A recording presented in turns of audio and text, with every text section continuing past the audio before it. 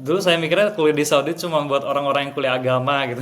Di Exactly. Mekah atau Madinah ada perusahaan baru namanya KAUS gitu kan. KAUS itu singkatan dari King Abdullah University of Science and Technology. Jadi khusus untuk Science and Technology. Fokusnya lebih ke riset kan. Gak ada S1-nya sama sekali. Jadi cuma untuk S2, S3. Kalau di KAUS kan weekendnya itu hari Jumat sama Sabtu.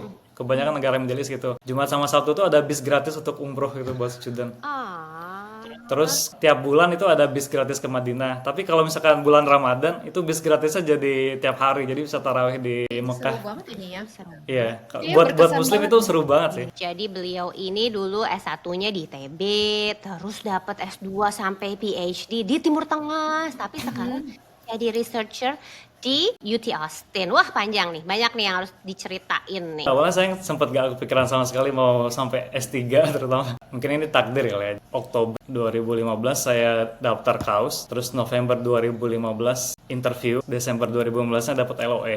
Januari 2016-nya saya baru ke KAUS Saudi Arabia. Jadi apa aja nih yang dikasih sama kaus nih? Masih inget nggak? Ya, salah satu alasan milih KAUS juga fellowship yang ditawarin untuk ke studentnya bahkan lebih besar daripada gaji fresh graduate perminyakan di Indonesia. Ya, dia tuh punya memori yang bagus banget tentang si kaus ini dan negaranya gitu. Tapi kenapa kamu pindah? Saya senang traveling sih sebenarnya. Saya mungkin lebih cocok untuk di akademia gitu, jadi next professor atau apa. Mungkin dia kayak suatu saat mungkin pengen jadi profesor gitu. Makanya jalur-jalur yang jadi postdoc terus ya sekarang jadi scientist di UT gitu. Beberapa tahun kemudian saya akan apply jadi faculty position di sini. Keren banget. Mampu nggak sih sebenarnya anak Indonesia tuh bersaing secara global? Jadi yang mau tahu tentang kaus ini udah dijawab semuanya lengkap.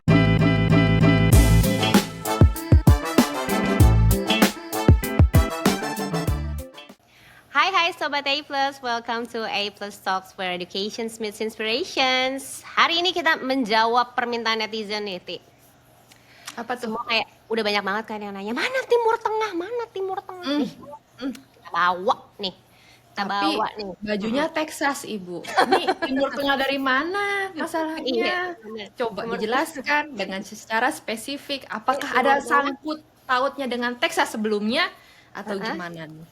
Iya nih, Timur Tengah apa Timur Jauh apa Timur mana? Jadi kita kedatangan Mas Wardana Saputra nih.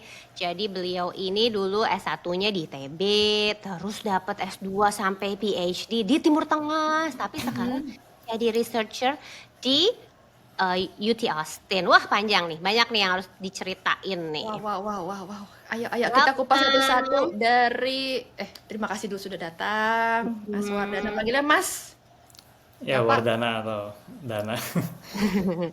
Ya, makasih juga sudah diundang Mbak Tiara, Mbak Dita. Oke, jadi kita mulai dari mana nih? Banyak nih yang mau kita tanya nih. Coba dari kamu asalnya dari mana sih sebenarnya? Ya, saya dari kecil tinggal di Palembang, Sumatera Selatan. Oke, jadi memang udah merantau dong ya, Palembang, terus S1 ke Bandung nih. Iya, udah 14 tahun kira dari 2011. Tapi gampang aja tuh dari Palembang untuk nembus ITB, gampang aja. Iya, kebetulan saya dulu SMA yang dekat rumah kan, SMA 13 Palembang. Jadi bukan yang topnya tuh kan SMA 17 kayak. Jadi kalau waktu zaman dulu ada namanya ujian SNMPTN undangan, terus saya coba daftar, tapi karena track record kakak kelas saya yang masuk ITB itu jarang, jadi nggak gagal kan. Jadi saya ikutan yang SNMPTN jalur tertulis yang bener-bener tes. Tapi ya alhamdulillah ikutan masuk ke FTTM namanya, Fakultas Teknik Pertambangan dan Perminyakan 2011. Oke. Oh, waktu itu udah ini ya, udah 2011 tuh udah milihnya fakultas ya, bukan jurusan ya. Iya, jadi kayak 1 tahun kita di fakultas dulu, terus kita harus belajar. Pokoknya kalau mau dari FTTM kan ada 4 fakultas, perminyakan, pertambangan, metalurgi, sama geofisika.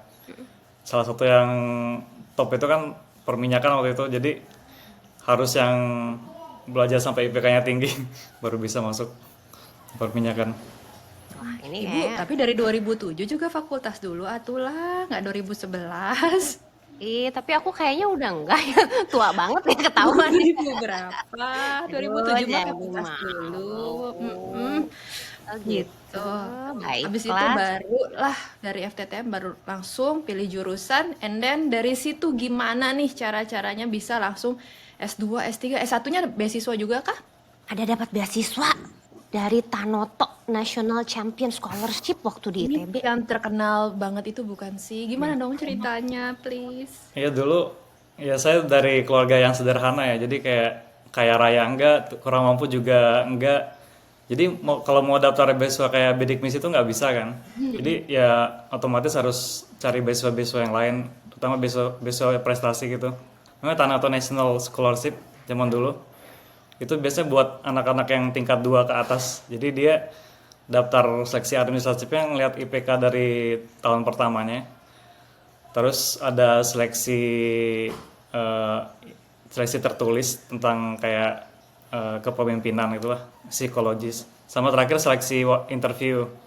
Nah, habis dari itu baru baru nanti pas dapet Tano tuh bayarin uang kuliah semester sama dapat uang saku sampai lulus.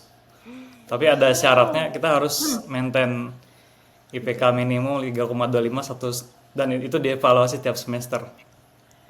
Wah, Oke. cakep. Ya, emang harus kelihatan nih anaknya emang gigih banget nih sama komitmen nih. Jadi emang 3,25, ayo gas gitu ya. Mantap. Oke, itu Tanoto. Habis itu kamu lulus S1, terus gimana nih ceritanya? Terus waktu saya lulus S1 itu ya sebelumnya waktu sebenarnya saya mau cerita dari tahun 2011. Itu kan waktu saya masuk perminyakan tuh oil price itu lagi tinggi-tingginya kan, kayak $125 per barel. Terus pas saya lulus itu oil price itu jadi turun 500% sampai $25 per barel. Bahkan kayak hampir semua perusahaan minyak gak ada yang buka waktu itu.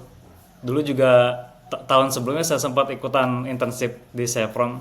Itu tesnya lumayan susah lah. Jadi kayak kebanyakan angkatan-angkatan sebelumnya kalau yang sudah internship di situ, tahun depannya biasa langsung keterima jadi employee di situ. Tapi karena oil price-nya sangat turun, program dari internship jadi employee itu ditiadakan, terus semua perusahaan minyak nggak ada yang buka. Tapi untung waktu itu dari dosen-dosen yang mempunyai proyek itu inisiatif untuk ngerangkul semua mahasiswa yang baru lulus itu kerja proyek di ITB gitu. Jadi alhamdulillah sempat kerja 1 semester di situ. Terus sama teman-teman, karena banyak teman-teman angkatan pada banyak banget yang masih di kampus. Dan mereka juga ternyata sibuk nyari-nyari info S2 gitu. Dari situ kayak mulai kepikiran juga. Awalnya saya sempat gak kepikiran sama sekali mau sampai S3 terutama. Mungkin kalau ayo udah kuliah di minyak ya udah kerja di perusahaan minyak. Paling S2 ya udah nggak sampai S3, tapi ya mungkin ini takdir kali ya, jalan dari Tuhan kayak ke tempat. Nah, habis itu setelah kerja proyek 1 semester, eh, dari Oktober 2015 saya daftar KAUS. Terus November 2015 saya interview, sama terus Desember 2015-nya dapat LOE. Nah, terus Januari 2016-nya saya baru ke KAUS Saudi Arabia. Tuh. Tapi yang seru nih ya, ternyata tadi kita ngobrol-ngobrol di awal nih. Dia dapat full scholarship ya, fellowship ya namanya. Boleh dong diceritain? Ya, jadi KAUS Fellowship itu berlaku untuk semua international student yang diterima Tuh. diterima di KAUS. Jadi itu ya salah satu alasan milih KAUS juga, dulu fellowship yang ditawarin untuk studentnya bahkan lebih besar daripada gaji fresh graduate perminyakan di Indonesia. Ya lumayan kan, kayak digaji terus dapat gelar juga. Terus kalau nanti naik ke PhD candidate sama PhD itu lebih tinggi lagi si stipendnya. Jadi KAUS tuh benar-benar supaya mahasiswanya fokus, gak perlu mikirin rent, apartemen ditanggung semuanya. Jadi bener-bener cuma belajar aja di situ. Bener-bener environmentnya bagus banget lah. Ya ampun. Tapi ini dari awal, jadi daftar dulu posisinya, baru daftar beasiswanya, atau semua yang daftar boleh ikut seleksi beasiswanya? Jadi ya kita daftar kaos fellowship itu. Jadi kita daftar untuk, jadi otomatis kalau kita terima di kaos kita gratis kuliahnya.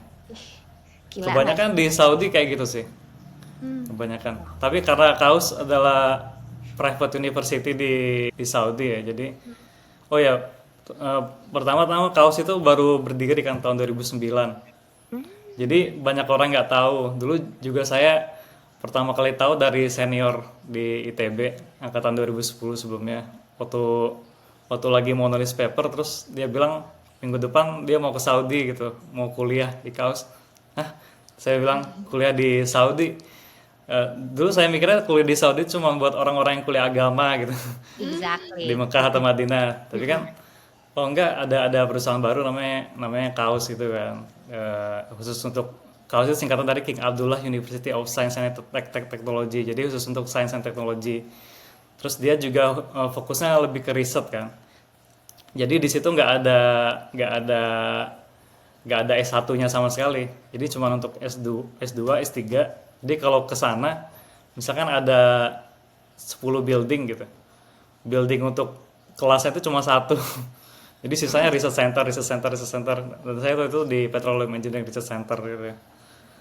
Terus ya itu Kaus berdiri tahun 2009, dan ya sebelumnya waktu namanya King Abdullah, sekarang udah almarhum.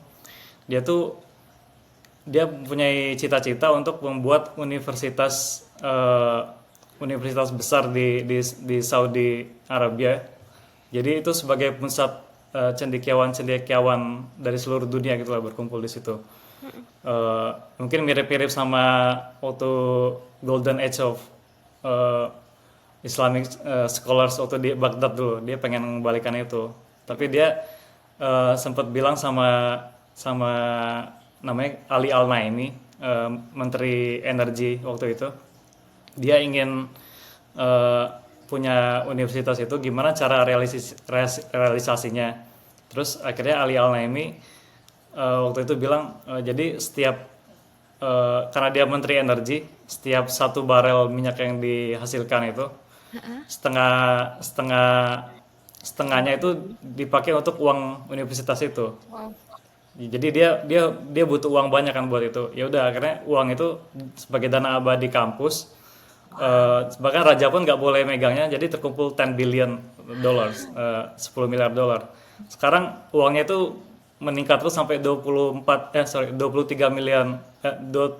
billion dollars. Sebagai perbandingan tuh MIT itu 24 billion dollars. Ya ampun. Jadi benar-benar ya bisa, waktu pindah ke US pertama kali ketemu anak-anak UT Austin, oh kamu dari mana? Dari Kaus. Oh universitasnya kaya kayak gitu lah. emang terkenal. Maka dari itu dengan itu dia bisa nge-hire semua, ya pertumbuhannya sangat cepat ya dari 2009 sampai sekarang. Dia bisa nge-hire orang-orang top dari mana-mana, termasuk dari UT Austin, profesor saya dulu. Jadi ada namanya kalau di QS Rank World University Ranking, itu kita bisa search QS World University Ranking by citation per faculty. Itu waktu saya masuk situ 2017-an itu, Kaus itu sempat beberapa kali nomor 1 karena citation per faculty itu jumlah fakulti yang ada, terus berapa citasi risetnya gitu, yang disitasi orang dibagi dengan jumlah fakulti. Itu artinya menunjukkan kalau fakulti-fakulti yang ada itu benar-benar yang top lah di bidangnya. Kayak profesor saya, dia punya 15.000 citations. Oh my goodness. Terus bahkan VP risetnya John Friese itu punya 150.000 citations. Kayak 15.000 kan udah besar lah di perminyakan pada waktu Luar itu. biasa. Ya itu sih yang membedakan Kaus kenapa bisa tumbuh besar saya itu, yang karena endowment itu sih. Ya. Jadi memang uangnya banyak sekali, tapi ini belum banyak yang tahu loh di Indonesia loh. Iya, kebanyakan. Tapi beberapa adik-adik kelas yang di petroleum atau di earth science itu udah banyak yang tahu sih tentang Kaus. Oke. Mungkin sekarang lebih selektif lagi dibanding saya dulu masuk, atau founding student yang masuk. Jadi kalau masih inget nih, dulu seleksinya apa aja nih, Dana? Ya, karena saya mau daftarnya PhD ya waktu itu kan sempat ngobrol-ngobrol sama kakak kelas senior yang 2010 itu.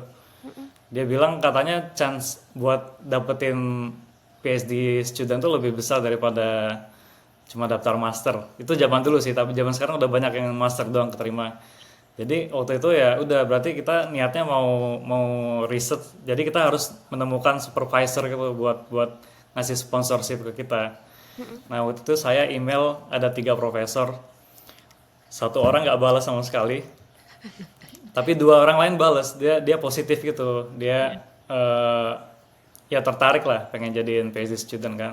Tapi saya milih yang itu namanya Profesor Tat Pasek. Dia karena dia Center Director Petroleum Engineering Research Center di KAUS yang sekarang, dan dia dulu juga kayak kepala prodi perminyakan di UT Austin sebelum sebelum pindah ke KAUS. Itu juga makanya setelah saya lulus saya pindah ke Austin juga karena beliau itu. Kayak kayak dari link beliau. Nyambung ya. Jadi Iya. jadi mendaftar master itu tapi sudah punya planning sampai PhD dan itu yang akhirnya Iya. dibawa. Ya itu Oh, sebenarnya kalau kayak kakak kelas yang saya itu dia bahkan dia nggak ngambil gelar MS sama sekali. Dia benar-benar langsung dari CS1 langsung dapat gelar PSD-nya ya. Jadi dia oh, tapi kalau jadi kalau saya ya sayang kan, ya udah diambil aja lah. Paling cuma nambah kelas berapa gitu kan. Akhirnya jadi sebenarnya boleh tapi kalau dari S1 langsung PhD itu boleh. iya, kebanyakan terutama di Rusia gitu kan, kayak beberapa universitas emang kayak skemanya kayak gitu, MS/PhD. MS tuh kadang nggak dianggap terlalu penting gitu buat akademia gitu. Tapi ada minimum minimum year requirement gitu. Misalnya kalau saya dari lulus S1, saya mau dapetin gelar gelar S3 itu atau PhD harus minimum 3,5 tahun atau 4 tahun ke kuliah. Tapi kalau misalkan sudah ada master, kita bisa 2,5 tahun paling cepat ngambil itu. Oh, jadi ada dua nih jalurnya. Jadi boleh langsung ke PhD, ada juga yang master dulu baru PhD, tapi ada Iya, minimum year-nya ya. iya. Oh, menarik banget ya. Jadi, tapi ini info ini kamu sebenarnya udah tahu dulu nih di awal. Apakah tahu dari internet atau cuma dari kakak kelas doang? Tahu dari kakak kelas sih sebenarnya. Karena jarang kan dulu kan di tentang apalagi tentang kaos.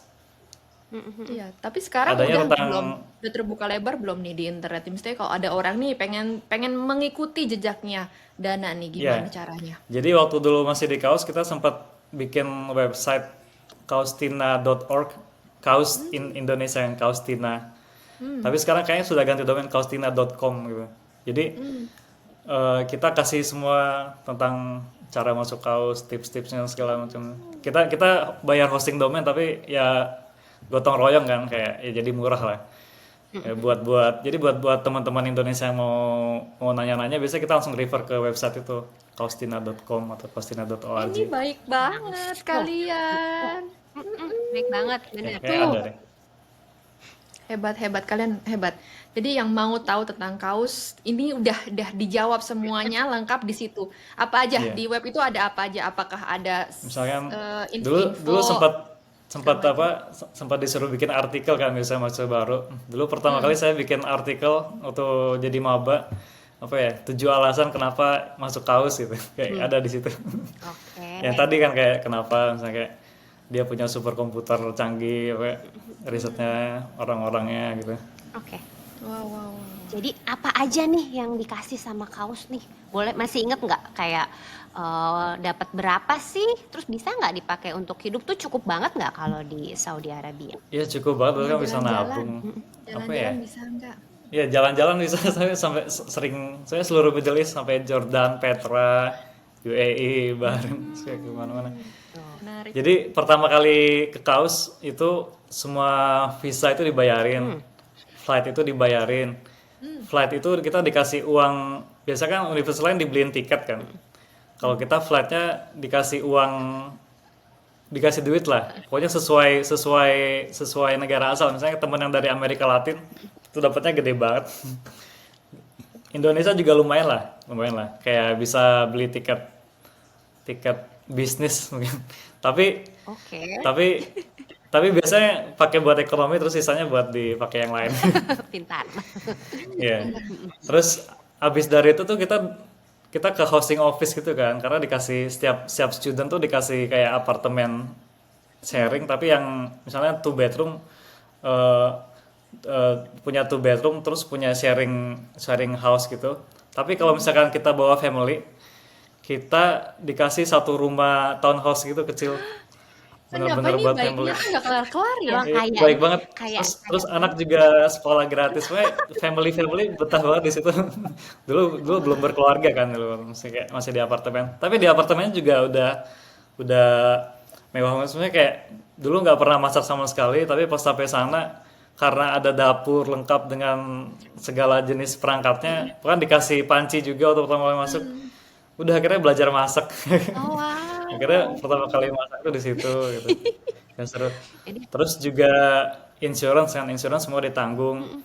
Terus enaknya kalau di Saudi itu dia nggak punya tax ya. Jadi apapun yang kita dapat, misalnya kan kita dapat eh, $3.000 untuk master gitu tiap tiap bulan, atau berapa atau sebulan gitu, kita benar-benar dapat $3.000 gitu. Ya lumayan banget lah, nggak ada tax gitu. emang kaya banget Terus negaranya ya. ya BRB pindah ke sana kayaknya bentar lagi nih. Teks nih penting. Mm-mm. Wow, wow, keren. Jadi kamu tetap ambil master dulu, and then itu tetap ada kelulusan kah? Ada sidangnya seperti di ITB atau enggak ya lanjut aja ke PhD? jadi ada tahap-tahapnya tertentu kan. Jadi kalau pertama kali itu sebenarnya karena saya dari universitas luar kan. Jadi kayak ada semacam tes tes engineering, itu tergantung fakultasnya sih. Karena dulu saya fakultas physical science and engineering, dia ngewajibin 5 mata kuliah untuk dites gitu, kayak misalnya kayak engineering kalkulus, terus material physics, chemis, gitulah, kayak 5 kan dites. Terus ada beberapa pelajaran misalnya linear algebra saya belum pernah diajarin di S1, itu harus belajar lagi dari awal. Jadi sampai lulus. Nah, kalau misalkan kita nggak lulus salah satu itu, kita diwajibkan ngambil mata kuliah 100 level kayak undergraduate 101 gitu. Jadi kayak delaying research itu juga sebenarnya. Ya tapi waktu itu alhamdulillah lulus semua kan, 5-5, jadi bisa lanjut ke ngerjain yang fokus PhD, thesis research gitu. Terus habis itu udah kan, kalau course-nya udah selesai, kita bisa lulus. Mau pakai tesis atau nggak pakai tesis ada jalurnya. Biasanya kalau nggak pakai tesis course-nya lebih banyak. Waktu itu cuman pakai jalur course aja. Karena tesisnya kan bareng sama PhD kan. Jadi ya udah by course lurus, terus bisa ikutan wisuda. Nah, terus habis itu PhD harus ada, sama kayak ada qualifying exam gitu. PhD qualifying exam. Jadi diuji 3 mata kuliah gitu. Tapi sekarang tertulis sama sama sama lisan gitu, tulis sama lisan. Nah, abis itu ada lagi yang namanya PhD proposal defense, yang jadi kita propose apa yang kita mau jadiin bahan PhD gitu ke depan semua committee. Kalau abis lulus itu baru PhD final defense. Nah, jadi abis final defense itu baru kita dapat ya gelar PhD lah, baru bisa ikutan wisuda PhD. Ini semua bahasa apa ya, by the way? Bahasa apa ya? Bahasa Arab apa bahasa Inggris? Ya Kuliahnya. bahasa Inggris. Bahasa Inggris semua. Gak ada Nggak ada Arabnya. Arabnya Ya. sama sekali. Jadi sangat internasional sebenarnya ya. Iya, dulu bahkan saya 5 tahun di situ gak bisa bahasa Arab karena semua, jadi kayak di kampus tuh ternyata ada 120 nationalities. Wow. Kayak profesor saya tuh US citizen tapi dia dari Poland kan hasilnya. Terus di lab saya sendiri tuh ada dari Amerika, ada dari Brazil, Rusia, Kolombia, Mesir, Aljazair. Aduh. Saya Indonesia sendiri, Cina, India, bahkan Saudi. Yang dari Saudi cuma satu karena dia dari Saudi Aramco itu kan. Sih. Ya kayak, jadi ya benar-benar harus, ya inilah kayak ngomongnya jadi bahasa Inggris, gak ada yang bisa bahasa Arab. Ya. Kecuali kalau ke Jeddah kan kayak pesan taksi harus bisa. Tapi nggak bisa sih sampai sekarang, karena nggak dilatih. Oke. Jadi kalau yang non muslim pun sebenarnya nggak ada masalah ya?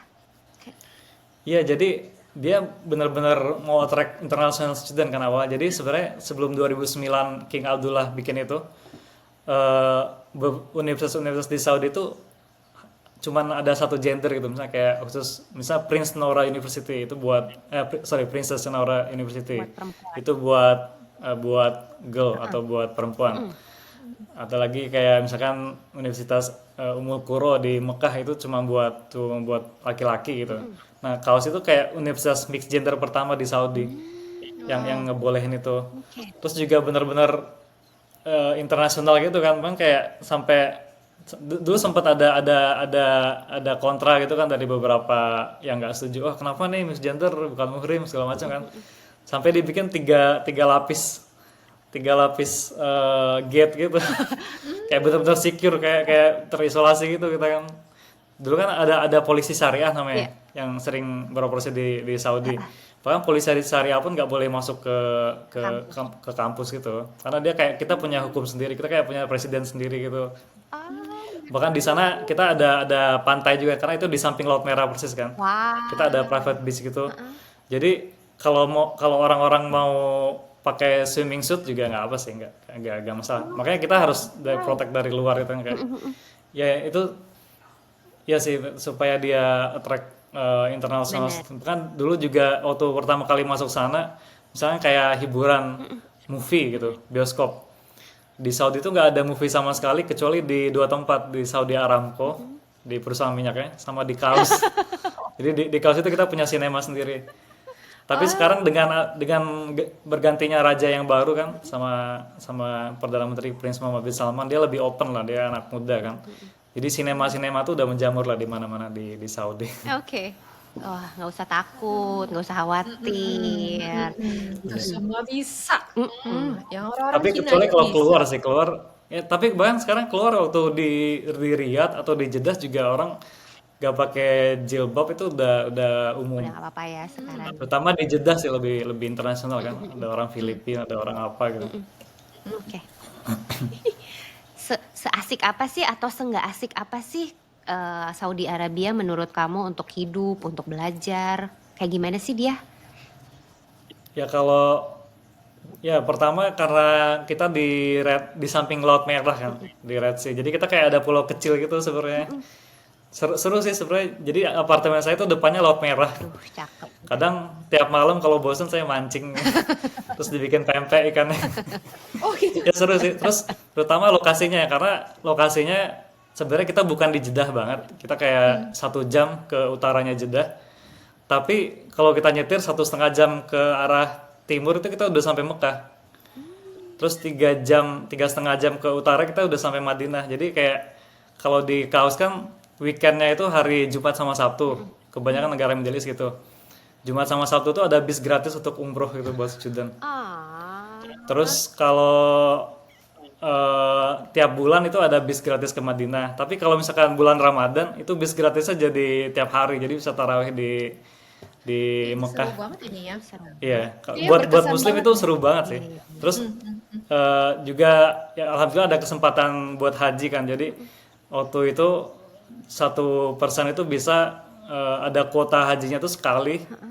Kalau dia udah haji tahun itu dia harus nunggu 5 tahun lagi baru bisa haji lagi gitu. Tapi pakai kuotanya nggak perlu kayak Indonesia kan bisa nunggu 30 tahun. Itu kalau nggak salah cuma daftar sebulan sebelumnya pakai kuota lokal lah namanya Mukimin. Daftar ya alhamdulillah bisa langsung gitu. Aduh. Pakai sama grup-grup anak Kaus gitu di situ. Tuh. Ibu, Udah. pindah ibu. Udah ya Kalau saya kayaknya. lama pindah. Pindah aja. Tapi dia pindah loh, nggak bermukim di Saudi Arabia. Iya, ini kan kalau dengar kisahnya dari tadi tuh aku ngerasa kayak dia tuh punya memori yang bagus banget tentang si Kaus ini dan negaranya gitu. Tapi kenapa kamu pindah? Saya senang traveling sih sebenarnya.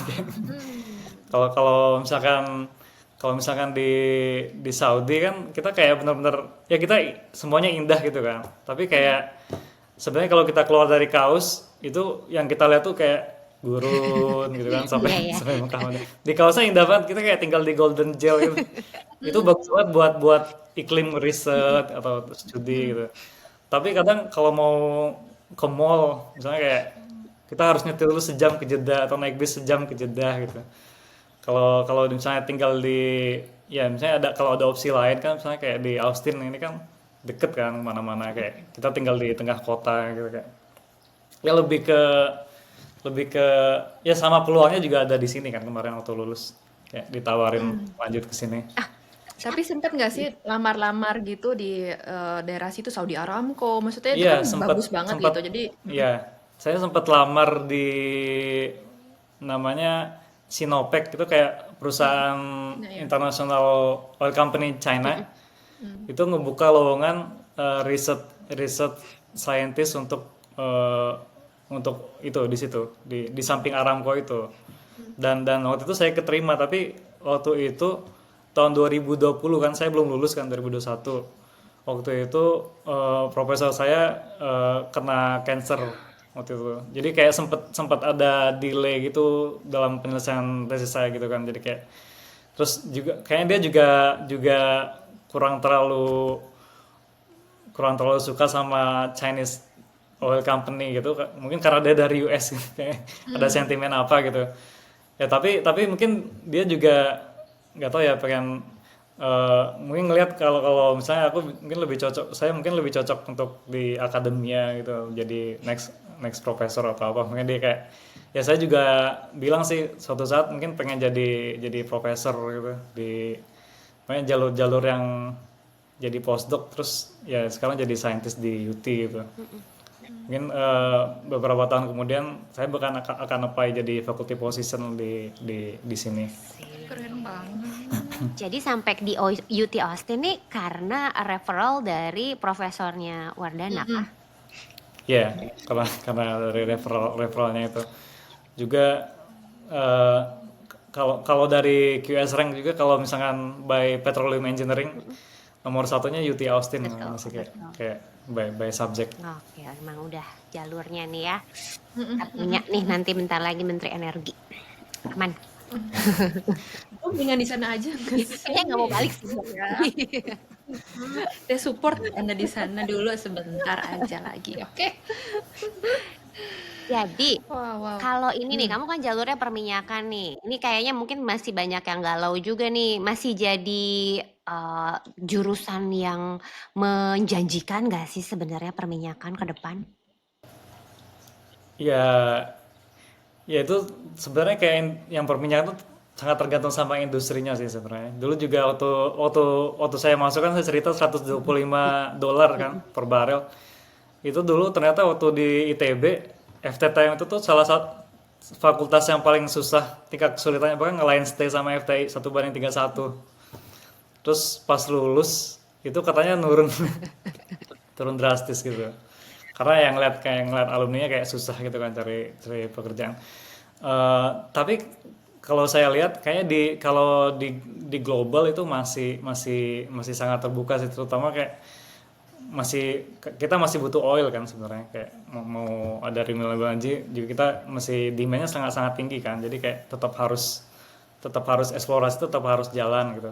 Cuman yang kalau di Indonesia agak agak limited, karena eh, sekarang kayak cuma ada Pertamina sama beberapa beberapa oil company sudah nggak mau di Indonesia lagi gitu kan, karena ya iklimnya kurang kurang sehat, atau minyaknya juga udah mulai habis lah dibanding banding tahun-tahun sebelumnya.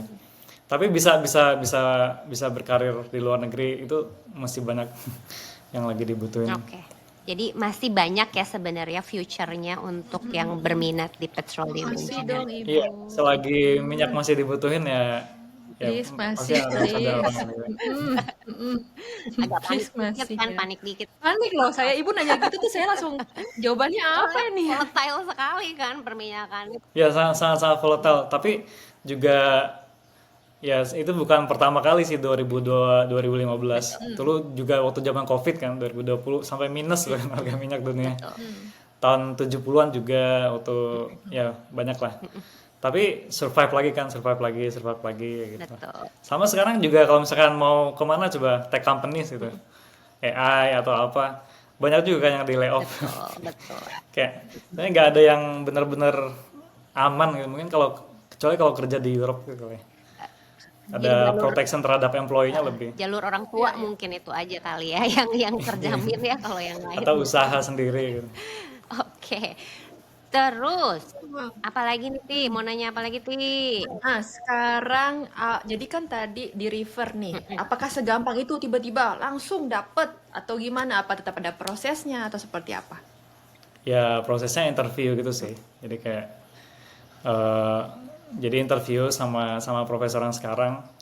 Terus ditanya tentang riset sebelumnya. Tapi dia benar-benar teman baiknya profesor saya, kebetulan rumahnya di Austin kan, yang di Amerika. Terus Oh, pas banget ya semuanya ya. mereka tetanggaan lah. Aduh, Jadi udah kayak Oh, lebih kayak pas udah lagi. ini yes bro. jalur orang dalam Mulus. udah mulus. Iya. Jalur tetangga ibu ini mau. Ya jadi penting banget ternyata menjalin Wah, menjalin jaringan atau baik-baik sama bos. tuh bener-bener ini penting nih. Harus baik-baik jangan bikin konflik melulu ya sama bos ya. Jangan. Bener-bener.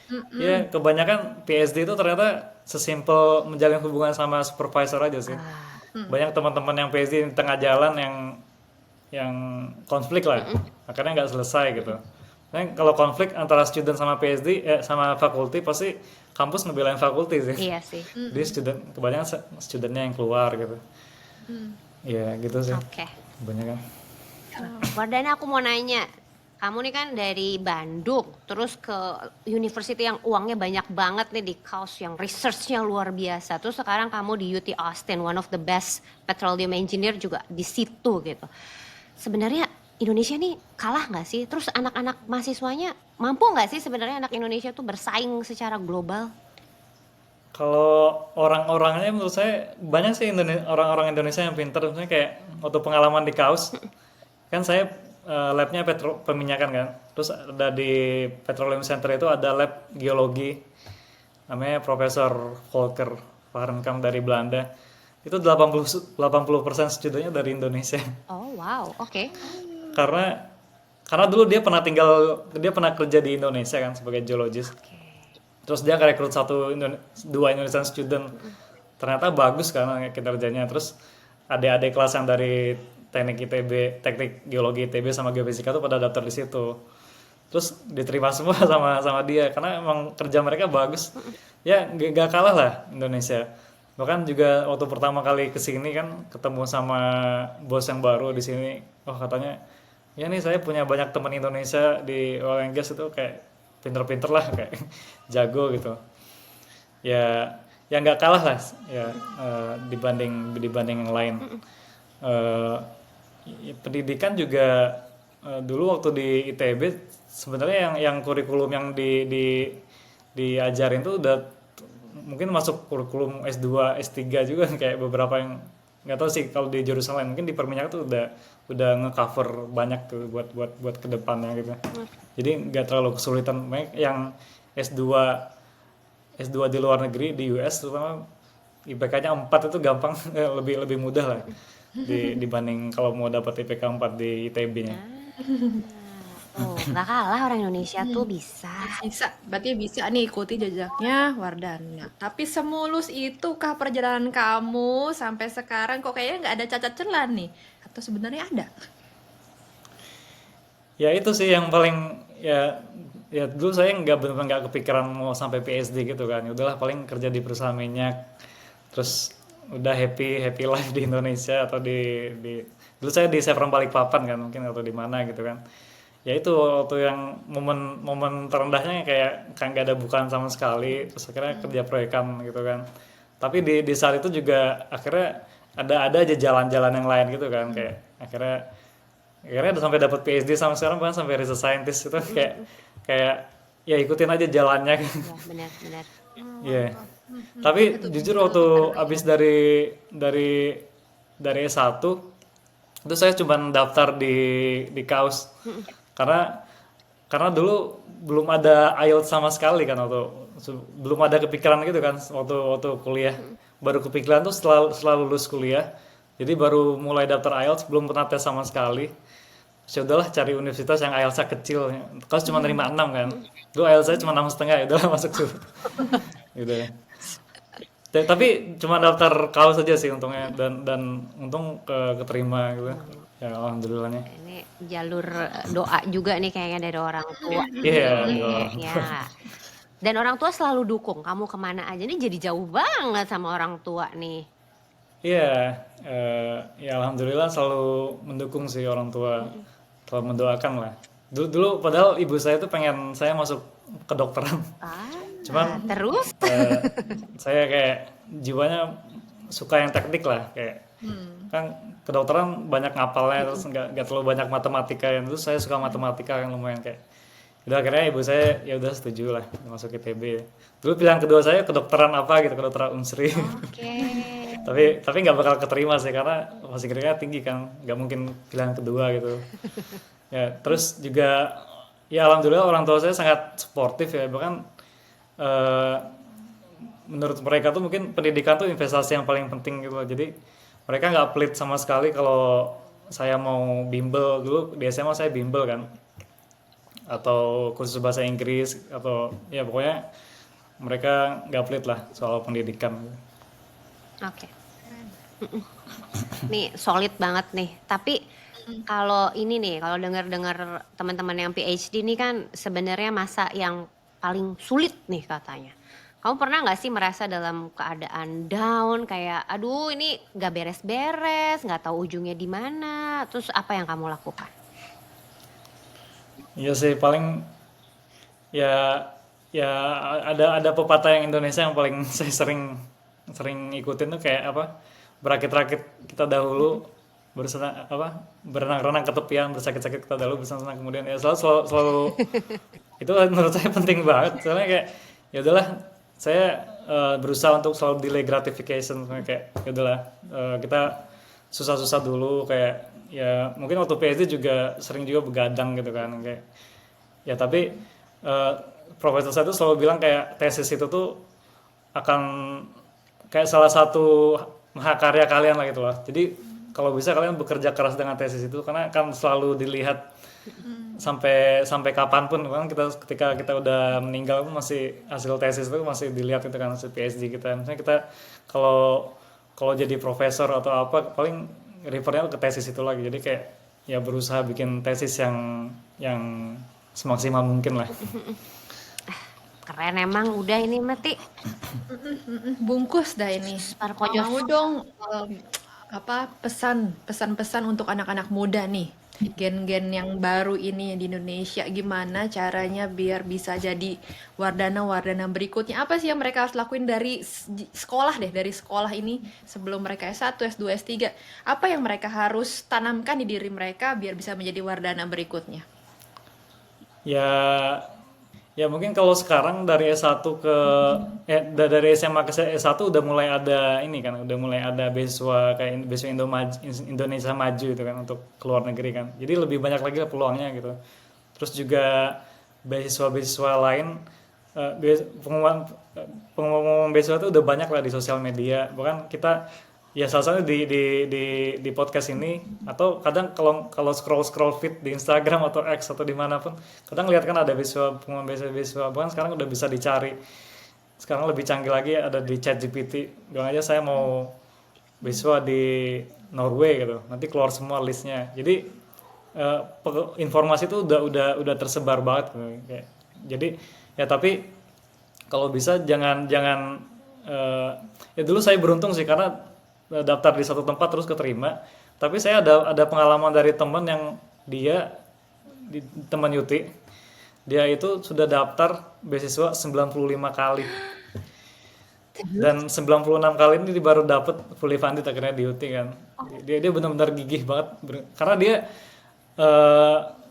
dia bilang dia bukan dari universitas.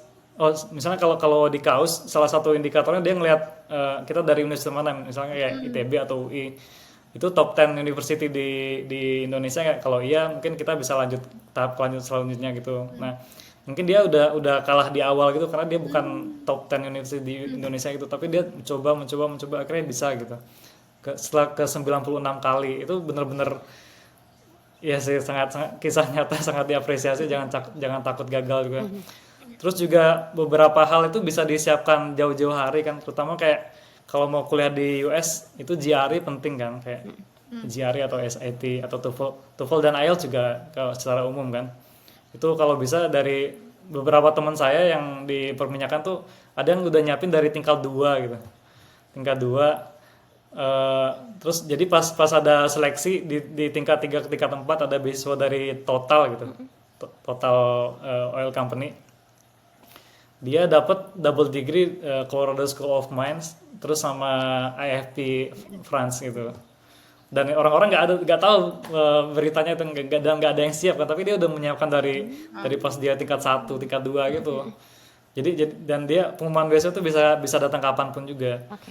Terus juga salah satu yang jadi nilai plus banget buat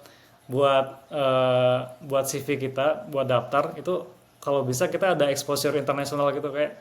Jadi dulu untungnya saya pernah ikutan lomba-lomba perminyakan level internasional gitu lah yang diadakan oleh Society of Petroleum Engineers gitu. Dan kalau menang itu kan kita bisa salah satu nilai plus di CV kita gitu. Kalau kita pernah international exposure atau pernah ikutan conference atau pertukaran pelajar gitu. Terus terakhir kalau mau S2 atau S3 itu kan by riset kan. Kalau bisa udah punya pengalaman pernah riset gitu atau bikin paper atau nulis paper atau publish di manapun lah, mau di lingkup Indonesia atau di luar gitu. Itu sangat poin penting sih karena S3 kan kayak ngelihat kemampuan riset kita, jadi kayak seberapa serius kita mau riset gitu. Ya sama yang terakhir ini ya jalinlah hubungan baik dengan profesor-profesor sebelumnya.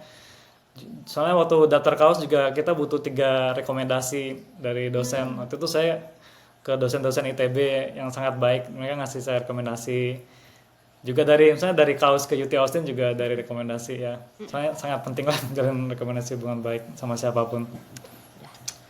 Aduh, ini udah lengkap banget dibahas. Lengkap.